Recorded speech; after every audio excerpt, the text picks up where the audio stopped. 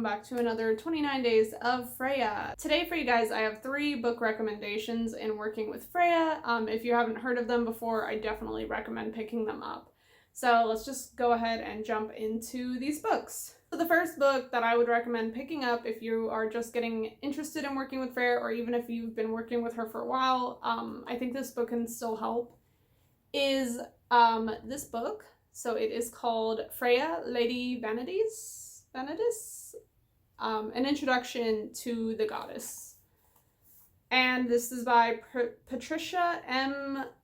I don't know how to say her last name, but there it is. Basically, this book kind of goes through some of her aspects and helps you kind of getting into working with her.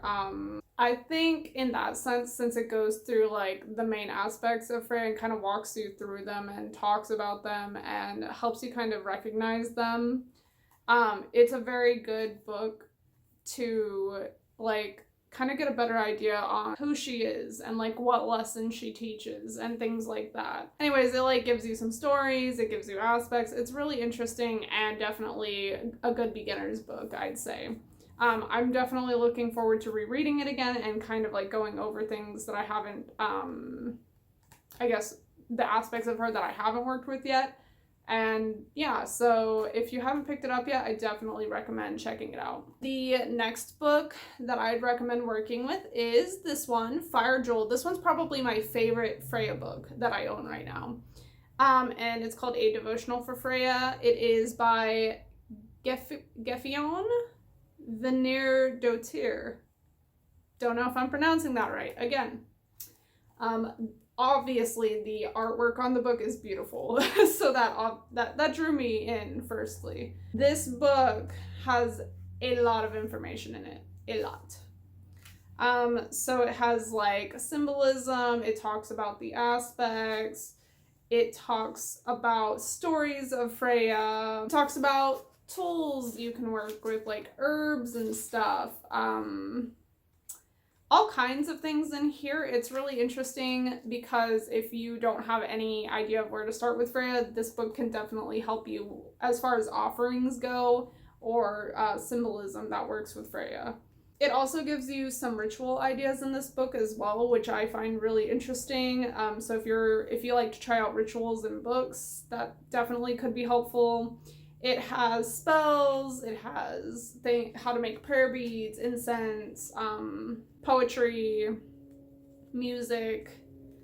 Honestly, it's just very beautiful. I'm really happy to own this book, and I think anyone who works with Freya would definitely be interested in picking this book up. The third and final book is called The Viking Spirit, and it is by Daniel McCoy. Finally a name I can pronounce. So this book has it's more specifically Norse mythology. So obviously if you're interested in Freya, you might want to pick this up and check it out because it has a lot of stories about her in here. I'm pretty sure there's a specific section that talks about her. And then also it talks about stories including her, which I like. I'm probably going to be, I think the story's in here. I actually have to find it. I'm going through this book again. I forgot about some of the interesting stories in here. I really want to reread this again. Yeah, so I totally forgot at the beginning. It gives you some stuff about shamanism and magic. It talks about the religious practices within Norse religions or practices. It talks about the death. It talks about all sorts of cool things. So if you're interested in just Norse spirituality as well, this book is pretty great. There we go, found it. It took me forever. So there's a particular story I'm probably going to be telling on my channel that is called Thor the Bride. And it has all to do with the fact that they like tried to get Freya to marry somebody for some reason. I can't remember the specifics. I'm going to reread it and then tell the story again on my channel.